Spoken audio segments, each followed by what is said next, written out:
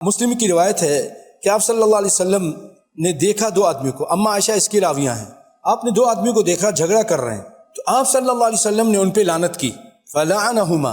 حدیث کے الفاظ سن لیں، ان عائشہ قالت دخل علی رسول اللہ صلی اللہ علیہ وسلم رجلان، دو آدمی داخل ہوئے آپ کے پاس آئے، فکلماہ، دونوں نے آپ سے گفتگو کی۔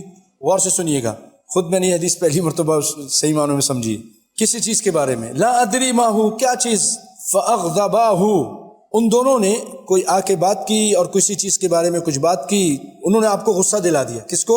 رحمت عالم صلی اللہ علیہ وسلم کو، آپ کو غصہ آ گیا، بشر ہے، انسان ہے، ہو جاتا ہے۔ فلعنہما، آپ صلی اللہ علیہ وسلم نے لعنت کی ان پہ، مسلمان تھے، ان پہ لعنت کی، ان کو برا بھلا کہا۔ فلما خرجا، جب وہ دونوں چلے گئے، اما عائشہ کہتی ہیں میں نے کہا اے اللہ کے رسول، یہ دونوں کو تو وہ باتیں پہنچی ہیں، خیر نہیں ملا۔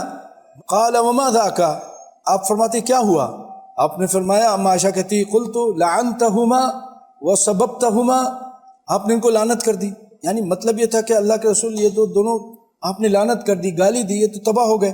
تو اما نبی صلی اللہ علیہ وسلم فرمایا علمت ما شارطت علیہ ربی، کہ آپ کو نہیں معلوم کہ میں نے اللہ سے کیا شرط لگائی ہے، اپنے رب سے کیا شرط لگائی ہے؟